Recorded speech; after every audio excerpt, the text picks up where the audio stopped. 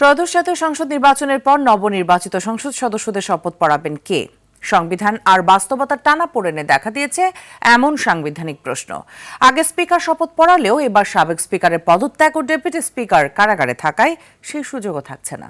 সমাধানে রাষ্ট্রপতি মনোনীত ব্যক্তি ও সিইসির কথা জানিয়েছেন আইন উপদেষ্টা। নির্বাচন আইন বিশ্লেষকরা বলছেন, বর্তমান পরিস্থিতিতে বিকল্প ব্যক্তিদের দিয়ে শপথ পড়াতে আইনি কোনো জটিলতার সম্ভাবনা নেই। সাদিয়া কানিজের রিপোর্ট।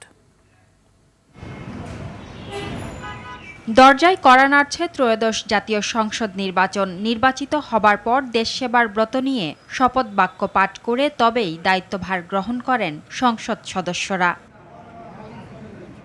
সংবিধানের ১৪৮ অনুচ্ছেদ অনুযায়ী সংসদ সদস্যদের শপথ পাঠ করানোর দায়িত্ব বিদায়ী স্পিকারের। তবে ২৪-এর গণঅভ্যুত্থানের পর ২ সেপ্টেম্বর স্পিকার শিরীন শারমিন চৌধুরী পদত্যাগ করেন।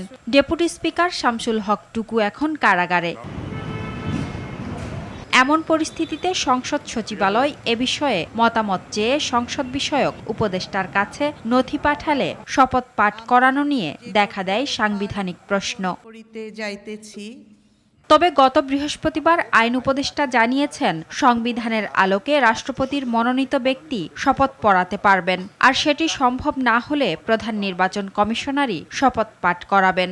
প্রধান বিচারপতি হতে পারেন, আর যদি এটা না হয় তাহলে আমাদের যে প্রধান নির্বাচন কমিশনার আছেন উনি শপথ গ্রহণ করাবেন। বিশেষজ্ঞরা বলছেন, প্রধান বিচারপতি বা সিইসির শপথ পড়াতে কোনো বাধা নেই। পরবর্তীতে সাংবিধানিক কোনো জটিলতায়ও পড়তে হবে না। সেইগুলো যদিও আমাদের কনস্টিটিউশনাল প্র্যাকটিসের মধ্যে নাই, কিন্তু এই ধরনের জরুরি পরিস্থিতিতে সেটা খুব আনইউজুয়াল হবে না। সংবিধানে যে ইনস্ট্রাকশন আছে সেই ইনস্ট্রাকশন ফলো করার সুযোগ আমাদের সামনে আছে, এবং একই সঙ্গে যেহেতু আমাদের প্রিসিডেন্সও আছে এই ধরনের পরিস্থিতি ওভারকাম করার, সেহেতু দুদিক থেকে বিচার করলে আমার মনে হয় না যে এই শপথজনিত কারণে কোনো সাংবিধানিক জটিলতা ভবিষ্যতে তৈরি হওয়ার সম্ভাবনা নাই। এবার সংসদ নির্বাচনের সঙ্গে যুক্ত হয়েছে গণভোটও। হ্যাঁ ভোট বিজয়ী হলে গঠিত হবে সংবিধান সংস্কার পরিষদ। সেই পরিষদের সদস্যদেরও শপথ পড়াতে পারবেন একই ব্যক্তি। এর আগে আমাদের কিন্তু 91-এ প্রধান নির্বাচন কমিশনার শপথ পড়াইছিলেন, উনি শপথ পরিচালনা করেছিলেন।